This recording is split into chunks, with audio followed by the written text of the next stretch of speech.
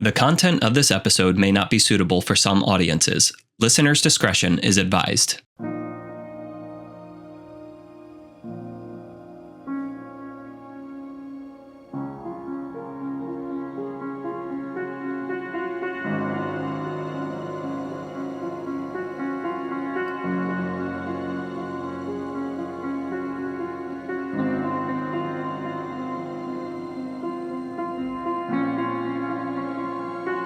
Welcome to the place of rest, where our aim is to give you language that helps you displace the growing confusion, chaos, and dis-ease of our times.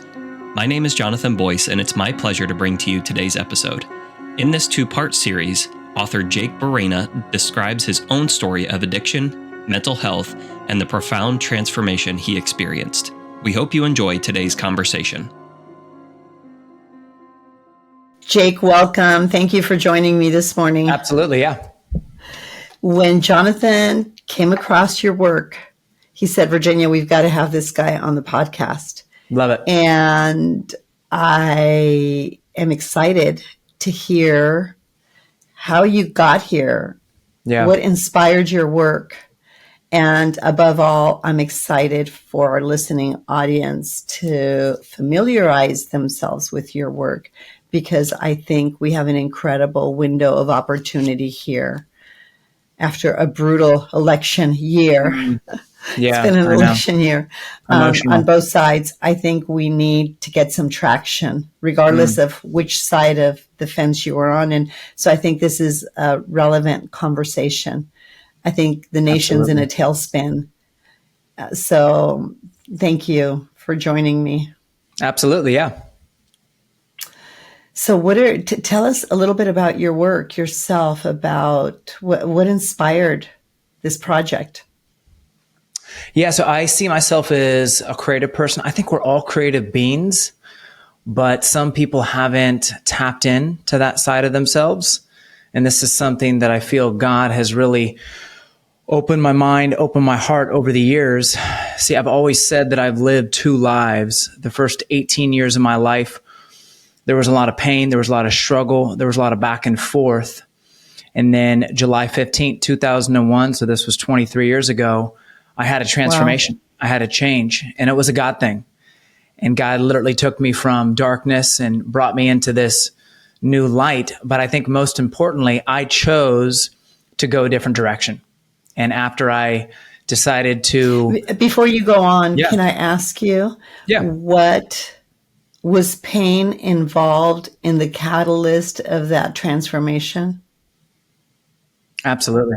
Was it a pain point? Yeah, always. Yeah, so for me, it was my parents got a divorce when I was 2 years old. And that was something that growing up, I saw other families had. And I knew that divorce was prevalent, but at the same time, that's something that I always wanted. I always wanted a quote unquote whole family with a mom and a dad and, a stereotypical American dream, I guess you can say. But the reality is that wasn't my situation. My dad was an alcoholic, and he had a battle with alcohol for years. He's now sober, but through my adolescence, I would live with my mom. I would live with my dad. I'd go back and forth. And because of that back and forth, I had a mom that was there, that was present, that was at my beck and call. And my mom's incredible. She was incredible. She is incredible. She was a perfect mom, if you can say that. But at the same time, I didn't crave that relationship, because that relationship was there. It was solidified. I always wanted a close, tight relationship with my father, and I never had that. And so for me, that affected me. This is something that I've put to rest in my later years, but I had to work through all those emotions once my life did change. But initially, when I was younger, I was trying to have a relationship with a guy, my dad, that wasn't really capable of having a relationship. He had an addiction with alcohol, and he had multiple DUIs, and he spent some time in jail. And I just wanted to be like my dad. I wanted to follow suit. And when I was with my dad, he let me do whatever I wanted to do. If I wanted to cuss, if I wanted to watch pornography, which was more specific, like magazines that you're talking about back in the early 90s. I'm 41. And he gave me no rules. If I did anything wrong, he might give me a look and be like, hey, son, don't get caught. So for me, I was boundless with my dad. With my mom, I had restrictions, and that didn't serve well. Mom always had a difficult time. I mean, the first 18 years of my life, true story, I moved to 20 different cities. I went to about 18 different schools. I was expelled from 3 schools. I had at least 25 plus suspensions that I can recall. And it was all for misconduct. It was all for vandalism. It was all for fighting. I was angry and I didn't realize it. Oh. And to be honest, I wanted to be like my dad. My dad was the life of the party. So my dad is Cuban. I'm Cuban. I'm first generation Cuban American. My dad was born in Havana and he moved here when he was about 7, 8 because of obvious reasons, Fidel and the new regime that came in. And my dad is an incredibly kind, still to date, the most kind person I have ever met in my entire life. He has such a genuine, warm heart. He's amazing. Back then, he was the life of the party. And I wanted to be like my dad. I saw that. I saw the way that he communicated to people. I saw the way that he carried himself. And I'm like, I want to be like that. So, of course. Yeah. And as time went on, I spent my younger years, elementary school, sounds crazy, started smoking cigarettes, started doing a little bit of drinking. Into junior high, that became heavier. Into high school, that became heavier, more like cocaine, ecstasy, shrooms, all the above. And I was the instigator. I was the leader amongst my friends, telling them to do things that in some cases they didn't want to do.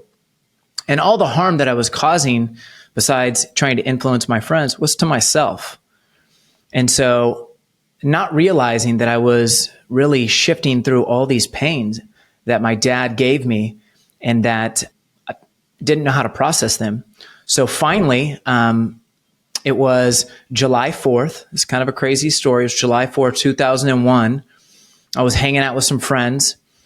We just got done sniffing some coke and smoking some weed at my house, my mom's house, my stepdad's house. And I'm like, hey, we got to go because my mom's coming home soon. So we left. We weren't really celebrating 4th of July. This was kind of a normal occurrence for us. So we went to this place called The Ditch. We called The Ditch. We graffitied it up and it was kind of a cool place to hang out. And if I can paint the picture, I was at the time a skateboard kid. So a quote unquote pothead skateboard kid. And this was late 90s.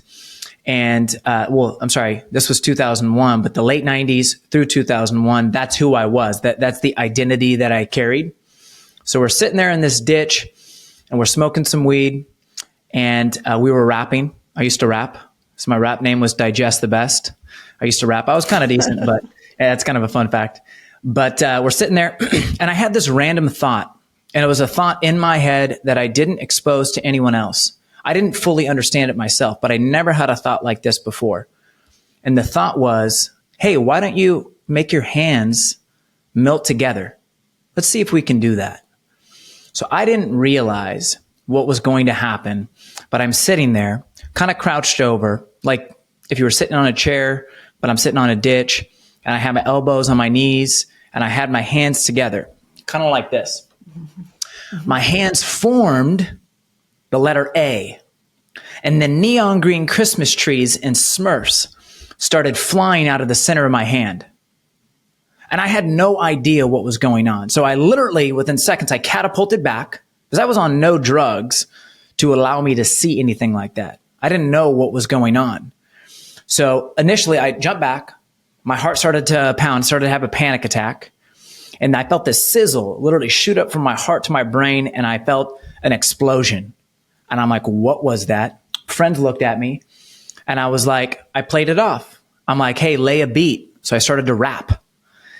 And so that started a 12-day intense bad trip that was literally the process of me losing my mind. It was so horrific that 23 years later, I still have goosebumps.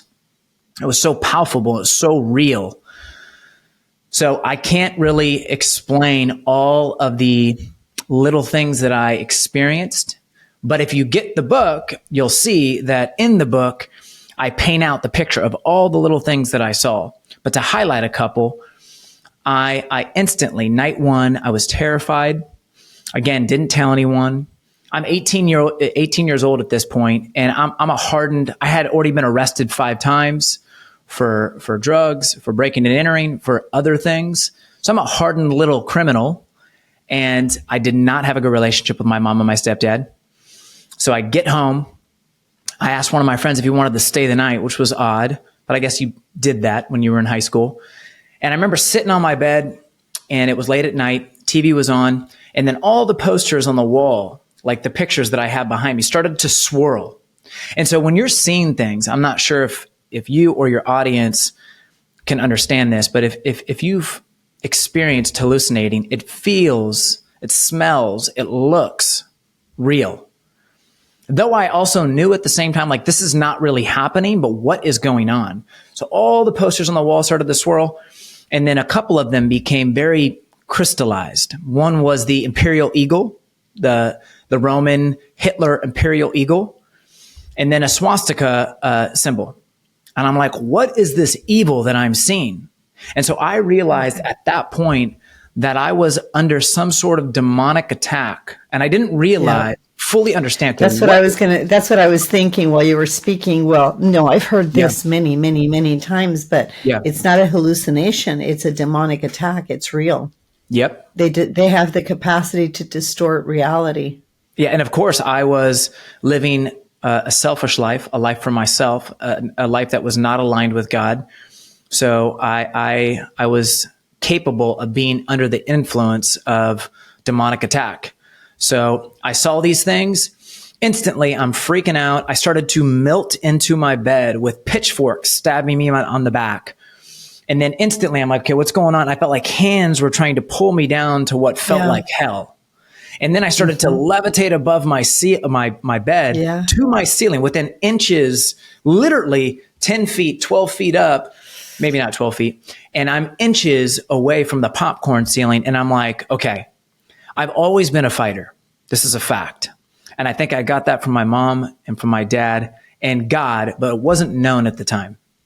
And so I'm fighting, going, okay, I'm going to get through this. I don't know what it is, but every day I experienced something new. I wasn't really sleeping for the 12 days.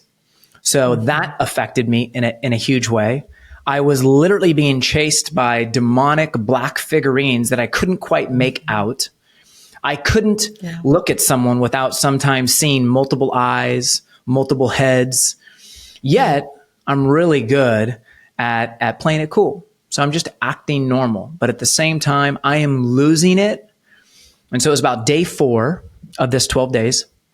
I'm in the car with my mom, and she knew that there was a problem because I told her I was having these bad dreams, quote unquote bad dreams.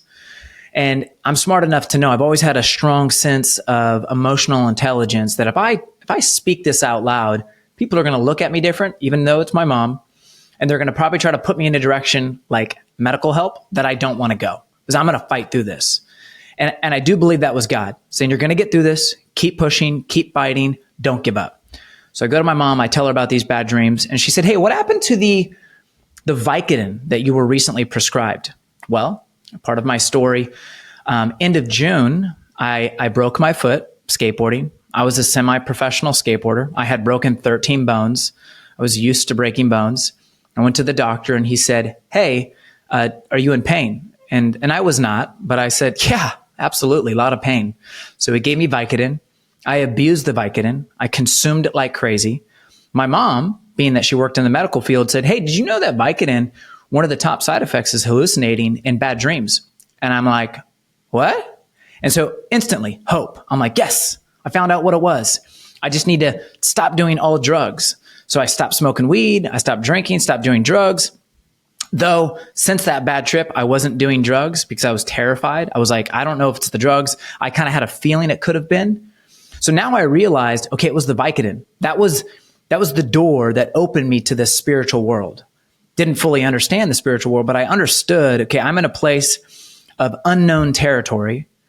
And now I'm just fighting through these next several days. And again, a lot of stories, a lot of experiences, a lot of things that I saw. But to get towards the end, I'm day 11, hanging out with my friends, and I call my mom at like 7:30 at night, which for me, I was literally staying up 1, 2, 3, 4 o'clock in the morning. I was not to be controlled. I basically told my mom how I'd lead my life.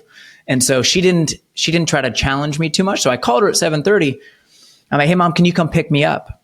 And she's like, pick you up? Like, why do you want me to pick you up at 7:30? And I'm also going to a church function. So my mom was a devout Christian. She did not try to push it on me. When she did, I'm like, I'm such a skeptic. To date, I'm a skeptic. And so I really have to analyze every little thing that I'm a part of. And so when she told me things like that growing up, I'd be like, Mom, you're crazy. Like, I don't believe in this stuff. So I didn't know the name of Jesus. So I go to this church function with her, and it's a farewell for people that were leaving the church, going to Texas. Oh, so you wanted her to pick you up so that you could go to church with her? I wanted her to pick me up so that she can take me home, but she so happened to be going to this event, and I naturally would have to go to this event. Yep. So I went to this event, and I remember seeing them lift their hands up and sing and worship, and I literally was going, what is this? What are these people doing? And I go to the restroom. I'm trying to go to the restroom, trying to take a number one, and the toilet becomes so small, it's like golf ball size. I was constantly seeing things. The murals on the wall were swirling. And day 11, I go outside. I'm crying. I'm crying hard. I'm trying to hold it together. I'm 18 years old. And God was literally breaking someone that was so stern on who he was, so arrogant, so into himself, so hardened. I remember getting arrested at one point when I was younger for drunken in public and marijuana. At the time, it was like a big thing. And I got arrested and I got brought home in handcuffs. I remember my mom was crying. I was like ninth grade, something like that. My brothers were like, what's going on? They were scared. Cops were there. And I remember just having no remorse. I remember my mom made it a big thing, but I woke up the next day and I just forgot about it. I was just so hardened. And so going back to the story, I go outside, I'm crying, I'm being broken. My mom comes out. She's like, what's going on? I'm like, these bad dreams are really bad, Mom. And so she's crying. She's like, let me pray for you. She prays. And this is important. I have 2 younger brothers. I'm the firstborn of my mom and my dad. I'm only child with my dad, and my mom remarried, and I have 2 half brothers that I look at as full brothers. But I have 2 kids myself, 6 and 8. And so I know what it's like to have a child that is your firstborn. All children are special, but there's something different about having that first child. So I think that's important. My mom put a lot of eggs in my basket. And so I'm sitting there, I'm crying, she's praying. I'm not listening. I'm like, I don't even know what she's saying. My mind is panicked, anxious. So we go home, nothing happened. Normal night, I'm hallucinating, not sleeping. Next day, Sunday, church. Go to church with her. I hadn't gone to church with her in a long time. I'm sitting next to her, terrified. The pastor is speaking. He disappears on stage. I see prison bars behind him, and I'm like, great. Like, this is the moment where I feel like I am giving up. Like, the whole time I had a fist that I was like, I'm going to keep fighting. And this was like me releasing. And so I go to the car early, mid-service. I'm crying profusely, hard. My mom gets in the car. She's like, what's going on? And I finally just broke down and I said, Mom, I am experiencing something that is because of all the bad things that I've done. So I called it karma. I was like, karma. And I think I am bound for a straitjacket. She's crying. She's silent. And one of the things that was becoming what seemed to be my new reality is that I had this nightmare the whole 12 days that I was going to be bound in a white padded room with a straitjacket, with blood dripping down the walls and spiders crawling over the wall, crawling all over me. I thought that was going to be my life. And so my mom is quiet for the 8-minute drive home. And finally we're about to pull in the garage. And she's like, I know someone that can help you. And I remember going, okay, who's this? She said, Jesus. And I said, let's go meet him. I thought she was talking about a physical person named Jesus. Like I just was not there. And so she said, no, Jesus is God and he can save you, but you have to commit your life 100% to him. And I remember thinking to myself, yep, I'm in. She literally gave me a 30-second gospel that led me down this path where I'm like, I'm 100% going to commit to this. I don't know what this is, but if Jesus is God and he is real and if he can save me, I'm all in. I'm going to do this. So we get in the garage to our townhome at the time, crying profusely. I say a 30, 40-second prayer with my mom, which is basically, Jesus, I commit to you 100%, and I'm going to give you everything I have. Save me. And it was crazy because the second that happened, the second that I got out of the car and we walked in the house, that was the first sense of overwhelming love and peace that I had in 12 days. So it was like, I get to relax. And so I get in the house, small thing, but to me it wasn't. My mom said, hey, we got to take the dog out. And I said, I'll take the dog out. And I was going to take the dog out by myself.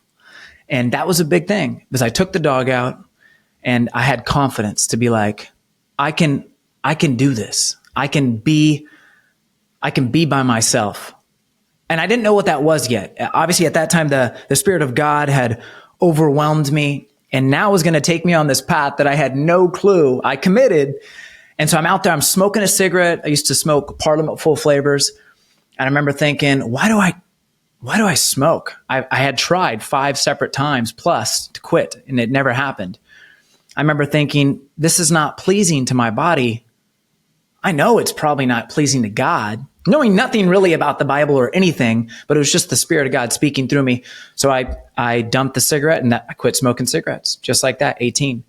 I went to my room like a madman and I was overwhelmed by the Spirit. And I'm like, man, like all my clothes, my pants, like I had stolen so much of my possessions. So I got literally trash bags and I'm throwing stuff away and I'm breaking CDs. I'm like, this is profane. This is not good. And so I'm literally cleaning house, my porn, my drugs, my bongs, my paraphernalia. Mom comes in. She's not even like, she wasn't ready for it. She was like, what's going on?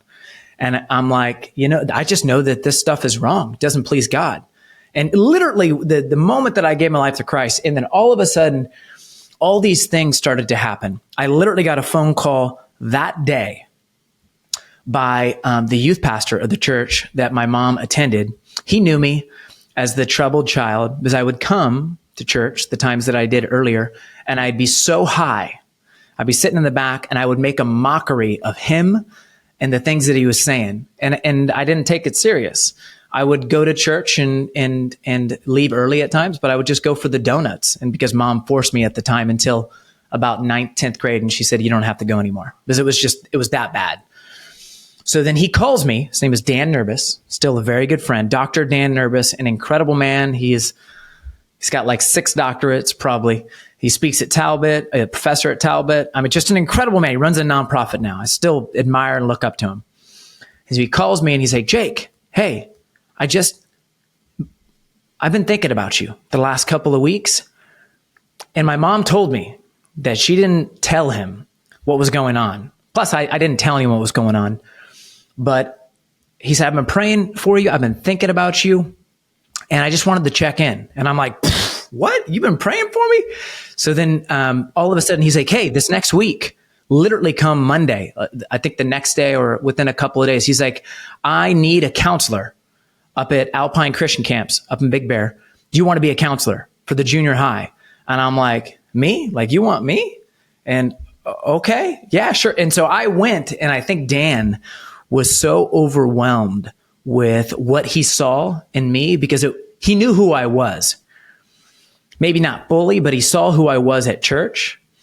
And then to see the transformation, I literally broken. At this time, I was constantly crying to a certain extent, overwhelmed with gratitude and God's graciousness. And there's too many stories to tell, but basically God took me on this path where I went to Bible college, and I was not supposed to go to college. I was a year behind in high school. I ended up catching up that year. I went to 3 high schools. I had to go to a continuation high school just to catch up.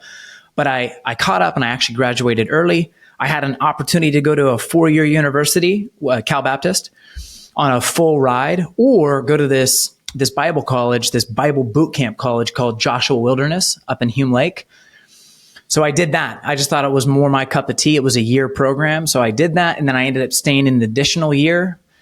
And then all of a sudden I came back. I became a youth pastor. That's what I felt called to do. I thought I was going to be in ministry.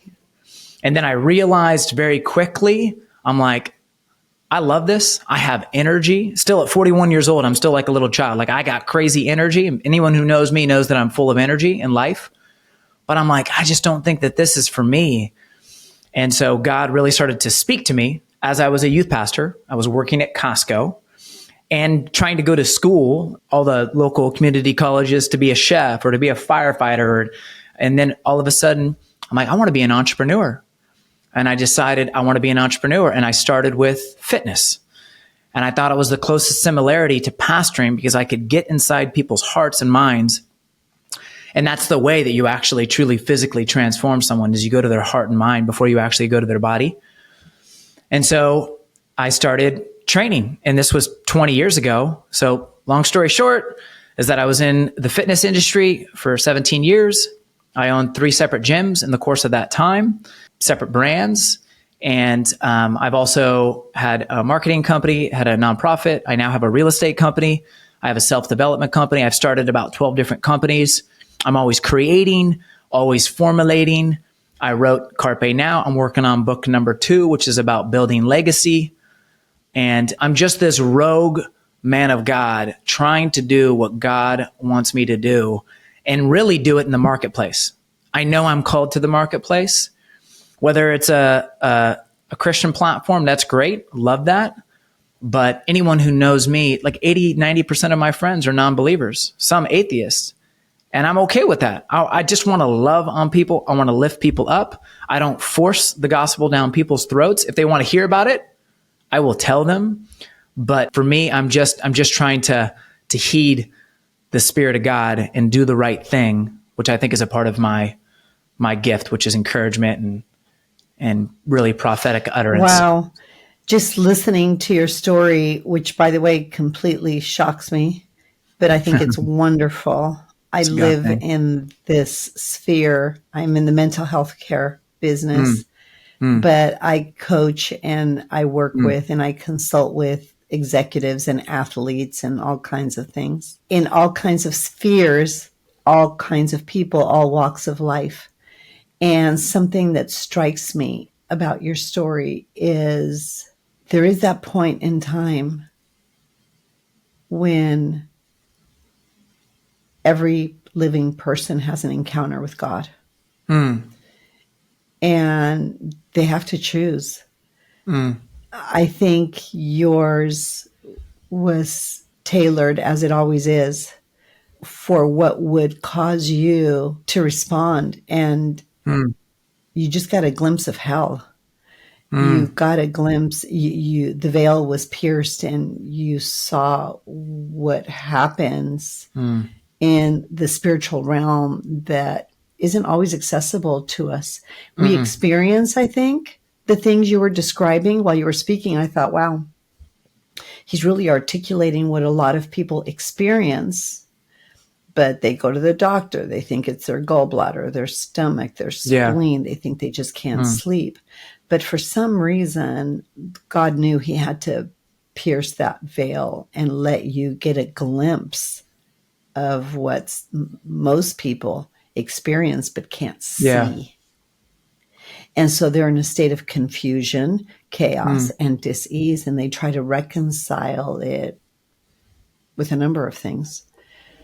So that was just gripping, and it gave me so much peace that we can truly trust laws of nature, things that are self-evident, that speak to our natural affections, because it is the hand of God working in time. And it comes different to different people at different times. And in my old age, I think been more of a zealot, but in my passion and my convictions. But I've learned as well that you really just have to be present and live out your deepest convictions and love people deeply with the resources God's given you. And I can't wait for this next segment, if it's okay, Jake. Yeah. I'd like for people to see how God's taking you down that path, because you've really taken the essence and the substance and really the foundation of your own story, the pieces of your own story. And now I can see how they really are the spine of this book. Yeah. Yeah. Because you were able to step into authenticity because you became more integritous. Integrity is bringing all the pieces together, right, to make a whole.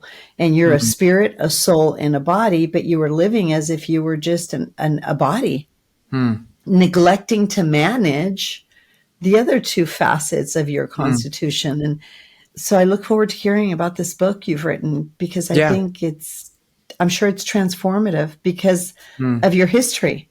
Yeah. You know, what inspired, what developed, and how it came about. Yeah, absolutely. No, I definitely appreciate it. I think the book, even though it's a self-help book, it reads more like a memoir. I really wanted it to be my life stories illustrated in a way to help people live their best life. And that sounds really corny, but I kept going back to this place. Like, what's the point of writing this book? And the point is, I believe when you look at someone like me, like you, that has a lot of passion and that has a lot of drive, sometimes individuals like us can't define how we actually even got there. And so people who want that are saying, I want that. Can you please tell me the secret sauce? And you know, it's more than just the secret sauce. There's more than that. But maybe if you don't know how to illustrate that, it's frustrating. It's frustrating for you, the individual who wants to influence people and change people. So what I wanted to do is sit down and go, okay, I'm not perfect, but I have a blessed life. I have a lot of success. I've been married to my beautiful bride of 17 years, but together 20 years. I have 2 amazing kids, and I have a lot of business success, a lot of physical success, fitness success across the board. I truly live my life in a way that is balanced. When I think of success, I don't think success like most people, like, oh, you've made a lot of money. That's a part of it. Success is big. It's broad. And so how can I give people tools and tips to be able to get there? And I'm like, and what is it? Like, what's the end goal? And I believe the end goal is knowing yourself, being who you were designed to be, because I believe people are uniquely designed. That really requires an encounter with God at some level, an acknowledgement of God, a recognition of God, because then, I think it's very hard to fully know yourself unless you've gotten a glimpse of God. I agree. I agree. I don't remember anybody that so concisely explained how transformative an encounter with God was in changing the trajectory of their entire life, and fearlessly explained the spiritual reality and the realms that realm that is very real and often assaults us, insults us, but certainly is all around us. And I just don't remember anybody really giving context for the spiritual, emotional, and physical manifestation of those realms in their testimony like you just did. So thank you so much, Jake. I want to get to your book and the substance of it, because you just established the baseline of credibility for how to go about experiencing transformation in your life. Thank you so much. Yeah. We hope listening to this episode has brought you closer to experiencing the freedom of wholeness and healing. If you have questions or comments about today's episode, or for updates about R.E.S.T, please visit our Instagram or Facebook at The Place of R.E.S.T. If you would like more information about Virginia, or to support and join the cause of R.E.S.T, please go to theplaceofrest.com/donate or call 949 289 5935. Thank you for listening to Rest with Virginia Dixon. We'll see you next week.